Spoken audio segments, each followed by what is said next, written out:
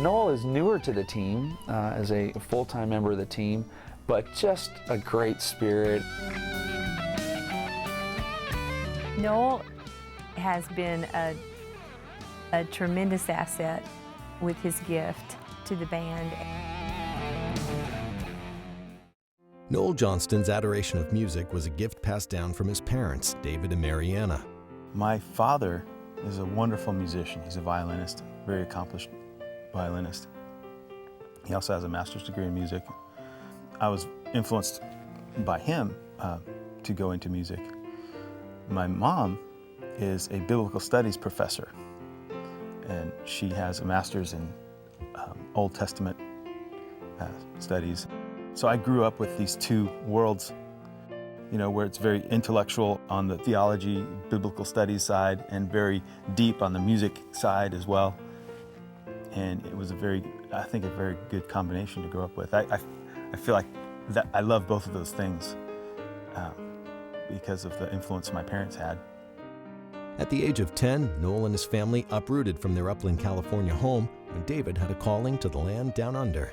When I was a kid, my whole family moved to Australia so that my dad could start a school over there. It's a Christian college of ministry and the arts, and it's now the top school in Australia for ministry and the arts.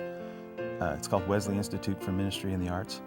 They initially went there thinking that we were only going to be there for 2 years. He was sort of just going to get the school off the ground and running, and we sort of went there thinking like, no, we don't want to go to Australia. We're Americans, and we were thinking we're going to come back as soon as possible. It was sort of always in the back of my minds, we're going to go back to America. Noel did go back to America when he left Australia to attend the University of Southern California.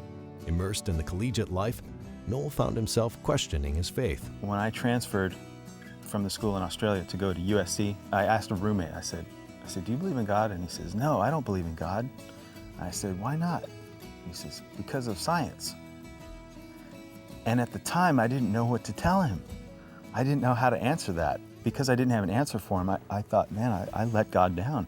Peter talks about always be ready to give an account for the hope that you have. You know, have a ready defense. And I did not have that. I grew up as a Christian, and I really thought at that time, I was like, well, do I have to check my brain at the door, to worship? Does my faith have intellectual validity? So I started reading all kinds of apologetics books, which is apologetics, defense of the faith. And I really loved it, was really inspired by it, and I started getting into philosophy through that. One of the philosophy professors was a believer. His name is Dallas Willard. Fantastic teacher, and very smart man, Christian author as well. And I tried to take as many classes from him as I could.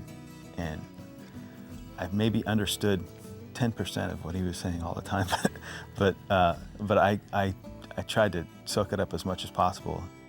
Under Dr. Willard's tutelage, Noel began growing in faith and knowledge. Gaining a reverence for God would help him mentor others later in life as a music teacher and professor. Some kids I see, some of them I see during their college journey, I see them becoming a Christian, and sometimes they have difficulty reconciling their new nature with what they understand the life of a musician to be. They can only associate the life of a musician with partying and debauchery, not really a holy life. And so they run into a kind of almost legalistic difficulty to be a musician, and they struggle with it sometimes. And some of them quit music altogether, which is unfortunate because we need more believers who, find musicians who are believers. And it's Noel's passion to foster more Christian musicians, starting with his own family, much like his parents did when he was a child. My wife is a wonderful pianist, and we actually met at the University of North Texas. She graduated with a master's in music 2 years after I did, and then we got married right after that. We were married for 5 years before we had our son. Aiden, he's such a little cutie. He's almost a year and a half, and he's happy all the time. We, we're so blessed to have such a good-natured little kid. We want him to be exposed to music as much as possible. You know, I let him touch my guitars and drums and everything. It's pretty fun. So. In his family life and his professional life, music and faith are forever intertwined. I have no problem being a Christian and a musician because I know it has influence. You know, I know that there's people all around the world that may not even be Christians that watch Daystar because of the music. They love the music, and that can be a bridge to influence people. And so I think it's important for us to realize that, look, it's not just notes we play, it's the spirit behind it that's having an effect. And musicians are, in a sense, a front line in a battle.